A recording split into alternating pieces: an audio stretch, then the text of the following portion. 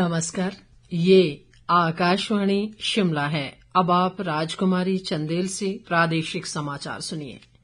प्रदेश विधानसभा में आज राज्य में उद्योगों को पूर्व भाजपा सरकार द्वारा दी गई कथित रियायतों के मुद्दे पर भारी हंगामा हुआ।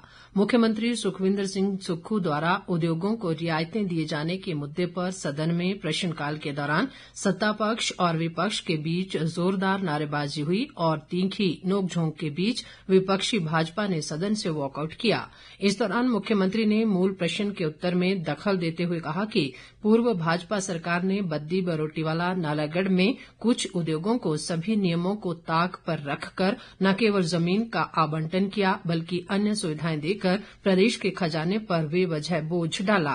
मुख्यमंत्री ने कहा कि इन कंपनियों को जहां 1 रुपए प्रति वर्ग मीटर के हिसाब से हजारों बीघा जमीन दे दी गई, वहीं बिजली भी 10 वर्षों के लिए 3 रुपए प्रति यूनिट के हिसाब से देने का करार किया गया, जबकि प्रदेश खुद सर्दियों में 6 रुपए प्रति यूनिट के हिसाब से बिजली खरीदता है।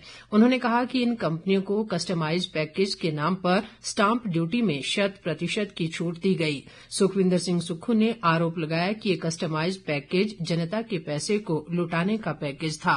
मुख्यमंत्री ने सदन में घोषणा की कि सरकार इस पैकेज की सारी जानकारी जुटाएगी और प्रदेश की संपदा लूटने वालों के खिलाफ कार्रवाई होगी।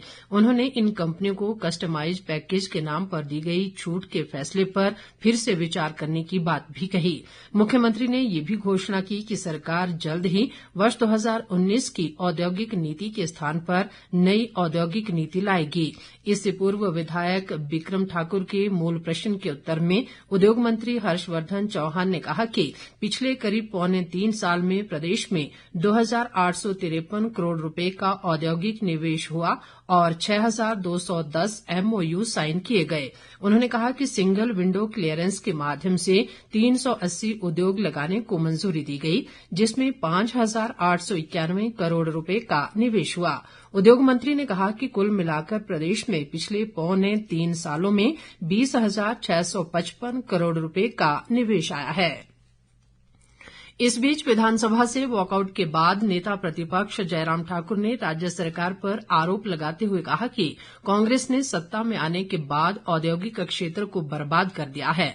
उन्होंने कहा कि भाजपा सरकार के समय राज्य को मेडिकल डिवाइस पार्क और बल्क ड्रग पार्क मिले, लेकिन मौजूदा सरकार उद्योग बचाने में पूरी तरह विफल रही है। जब से कांग्रेस हिमाचल प्रदेश में सत्ता में आई है, लगातार उद्योग यहाँ तो बंद हो रहे या यहाँ से पलायन कर रहे। इतना कहना चाहता हूँ कि इंडस्ट्री का हिमाचल प्रदेश के विकास में एक बहुत बड़ा योगदान है। बेरोजगारों को रोजगार देने का बहुत बड़ा आधार, बहुत बड़ा एक माध्यम है। आज जब प्रश्न का उत्तर जो इंडस्ट्री मिनिस्टर देने की कोशिश करे तो वो टोटली कंफ्यूज थे। वो सारी चीज को लेकर के अपनी बात को स्पष्ट नहीं कर पा रहे थे, आंकड़े कुछ बोल रहे थे। इसलिए जब बाद में जब मुख्यमंत्री ने देखा कि ये जवाब ठीक नहीं आ रहा है, मुख्यमंत्री जी ने जब उत्तर दिया तो बिल्कुल विशुद्ध राजनीतिक दृष्टि से कहा और आज जो है हाउस से वॉकआउट करके आए हैं इसी मुद्दे को लेकर।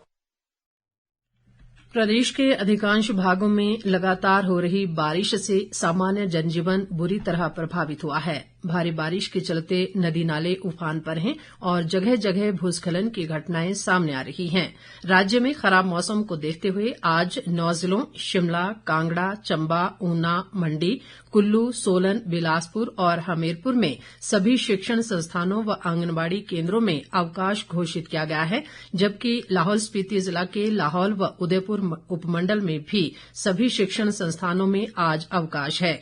कुल्लू में लगातार हो रही बारिश के चलते ब्यास नदी का जल स्तर काफी बढ़ गया है। कुल्लू मनाली राष्ट्रीय राजमार्ग बिंदु ढांक के पास सड़क के टूट जाने से यातायात के लिए अवरुद्ध है।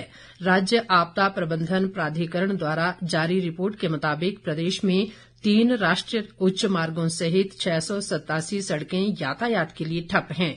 इसके अलावा प्रदेश में 2349 बिजली ट्रांसफार्मर और 234 पेयजल योजनाएं प्रभावित हुई हैं। इस बीच मौसम विज्ञान केंद्र शिमला ने आज भी प्रदेश के कई जिलों में भारी वर्षा की चेतावनी जारी की है। इसी के साथ ये समाचार बुलेटिन समाप्त हुआ। हमारा अगला बुलेटिन आप सुन सकते हैं 6:30 बजे। नमस्कार।